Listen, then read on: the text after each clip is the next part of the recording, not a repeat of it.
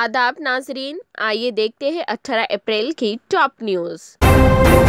मैं तेलंगाना से जा रहा हूं, केसीआर के रिमार्क से सियासी हलकों में हलचल। चीफ मिनिस्टर केसीआर के अम्बेडकर जयंती के मौके पर जलसे आम से खिताब के दौरान जुबानी लग़ज़िश सियासी हलकों में बहस का मौजू बन गई है। केसीआर अपनी जज्बाती तकारीर के दौरान जुबानी लग़ज़िश के जरिए काफी शोहरत रखते हैं। अम्बेडकर मुजस्समे की नकाब कुशाई के बाद खिताब करते हुए केसीआर ने एक मरहले पर कह दिया कि मैं तेलंगाना छोड़कर जा रहा हूँ। चीफ मिनिस्टर दरअसल तश्कील तेलंगाना से कबल नई दिल्ली रवानगी का हवाला दे रहे थे, जिसमें उन्होंने कहा था कि वो मुत्तहिद आंध्र प्रदेश से दिल्ली जा रहे हैं और वो दोबारा तेलंगाना में कदम रखेंगे। चीफ मिनिस्टर ने तकरीर में आंध्र प्रदेश कहने के बजाय कहा कि मैं तेलंगाना से जा रहा हूं। अपनी गलती का एहसास होते ही उन्होंने तस्हीह कर ली, लेकिन सियासी हलकों में उनका ये जुमला बहस का मौजू बन चुका है। पार्टी कायदीन का कहना है कि बीआरएस सरगर्मियों के सिलसिले में मुख्तलिफ रियासतों के दौरे के पेश नजर केसीआर ने ये जुमला अदा किया, जबकि मुखालिफिन का कहना है कि केसीआर अपनी शिकस्त को तस्लीम कर चुके हैं। मुबसरीन का मानना है कि तेलंगाना में असेंबली इंतखाबात में असल मुकाबला केटीआर रेवंत रेड्डी और बंडी संजय के दरमियान होगा। बीआरएस के सरबराह केसीआर आइंदा असेंबली इंतखाबात में केटीआर के चीफ मिनिस्टर के उम्मीदवार के तौर पर अवाम में पेश करेंगे और खुद कौमी सियासत में हिस्सा लेने के लिए नई दिल्ली में क़याम करेंगे। शब कद्र के मौके पर हैदराबाद में कई फ्लाईओवर्स ब्रिजेस मंगल यानी आज 18 अप्रैल की रात 10 बजे से बंद कर दिए जाएंगे। ग्रेटर हैदराबाद में ग्रीनलैंड फ्लाईओवर, PNVR एक्सप्रेसवे और लंगर हाउस फ्लाईओवर के अलावा तमाम फ्लाईओवर्स बंद रहेंगे। दूसरी जानिब ट्रैफिक पुलिस हुक्काम ने बताया कि निकलस रोड को भी बंद कर दिया जाएगा। हैदराबादी खातून हमीदा बेगम ने अबू धाबी में 10 लाख दिरहम की लॉटरी जीत ली। हैदराबाद की खातून ने अबू धाबी की लॉटरी में 2 करोड़ 20 लाख रुपए जीते हैं। इस खातून का नाम हमीदा बेगम है। उसने अबू धाबी में 2.2 करोड़ रुपए की लॉटरी जीती। मीडिया रिपोर्ट्स के मुताबिक हमीदा बेगम अबू धाबी में रहती है और 3 साल से मेडिकल क्वार्टर के तौर पर काम कर रही है। एक तंजीम की तरफ से मुस्तकिल तौर पर लगाई जाने वाली लॉटरी में उसने 100 रुपए में टिकट खरीदा। गैर मुतवक्की तौर पर उसने लॉटरी जीत ली। उसे इस लॉटरी के लकी ड्रॉ में खरीदे गए टिकट पर 2 करोड़ 20 लाख की रकम मिल गई है। हमीदा बेगम का कहना है कि जीतने वाली रकम वो अपने 4 बच्चों की तालीम और परवरिश पर खर्च करेंगे। उसके लकी ड्रॉ में 10 लाख दिरहम जीतने वाली पहली खातून के तौर पर एक रिकॉर्ड भी बनाया है।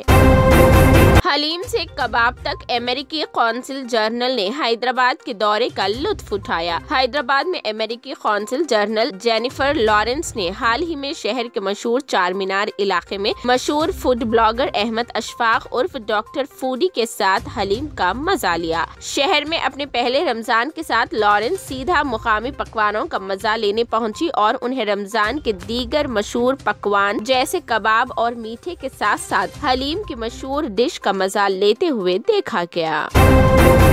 ईद स्पेशल, किसी का भाई किसी की जान की एडवांस बुकिंग हुई शुरू। पिछली ईद पर रिलीज का रिकॉर्ड तोड़ देगी। सलमान जो गुज़िश्ता कई सालों से मुसलसल ईद पर फिल्में लेकर आ रहे हैं। गुज़िश्ता 4 साल से इस त्योहार पर सिनेमा घरों से गायब थे। अब आखिरकार वो किसी का भाई किसी की जान के साथ सिनेमा घरों में वापसी कर रहे हैं। बॉक्स ऑफिस पर सलमान खान की ईद शानदार रिकॉर्ड से भरी हुई है। क्या वो नई फिल्म से अपने पुराने रिकॉर्ड्स तोड़ पाएगी? बॉलीवुड सुपरस्टार सलमान खान की फिल्म के बगैर ईद कुछ अधूरी रह गई है। गुज़िश्ता 4 साल से सलमान की कोई भी फिल्म ईद के मौके पर सिनेमा घरों में रिलीज नहीं हुई, इसलिए इस बार जब वो ईद पर सिनेमा घरों में वापस आ रहे हैं तो बॉक्स ऑफिस को उनसे बहुत उम्मीदें वाबस्ता है। हिदायतकार फरहाद समजी के साथ सलमान की फिल्म किसी का भाई किसी की जान इस ईद पर सिनेमा घरों में रिलीज हो रही है।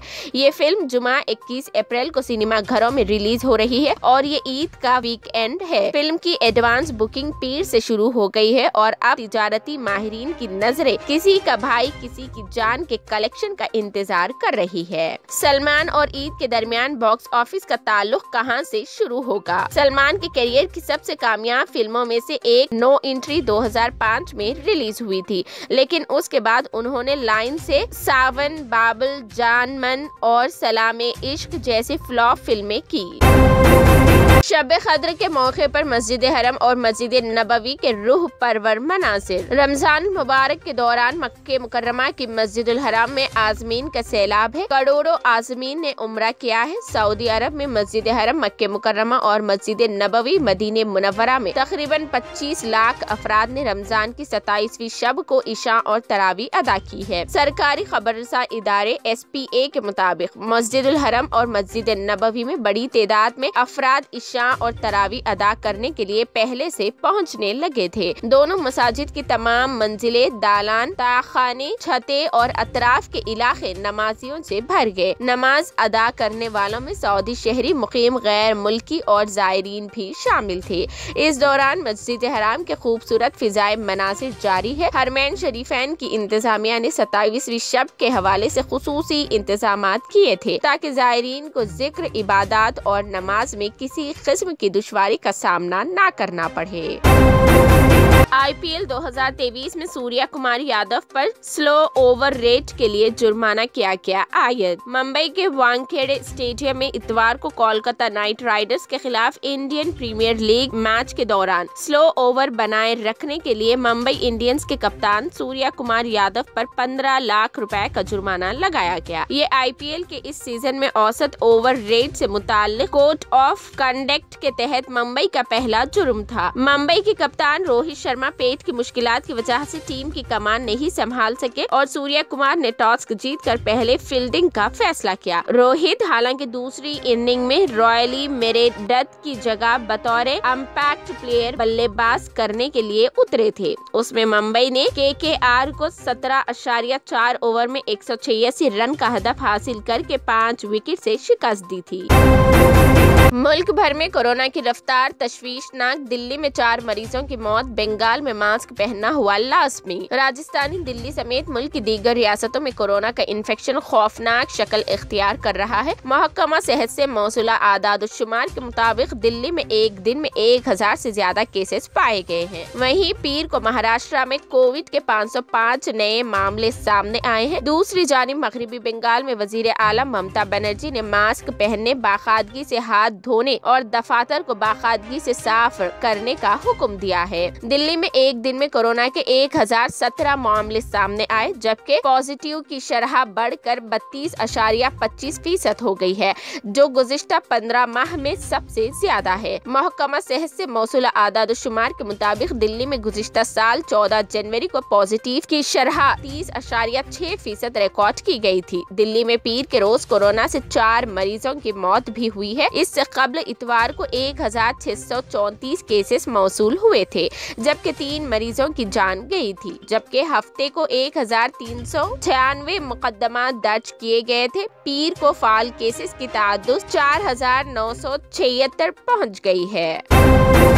दुबई आतिशदगी, हलाक होने वाला हिंदुस्तानी जोड़ा पड़ोसियों के लिए इफ्तार कर रहा था तैयार। दुबई के एक रिहायशी इमारत में खौफनाक आग लगने में जिसमें मुतादिद अफराद की मौत हो गई। एक दर्दनाक वाक़ये ने हर किसी को दहला दिया और रुला दिया है। अब उस राख में से हिंदुस्तानी गंगा जमनी तहजीब की एक ऐसी मिसाल सामने आई है जिसने हर किसी के आंखों को नम कर दिया है। दरअसल हलाक होने वाले अफराद में एक हिंदुस्तानी जोड़ा शामिल है जो उस वक्त अपने पड़ोसियों के लिए इफ्तारी के एहतमाम में मसरूफ था।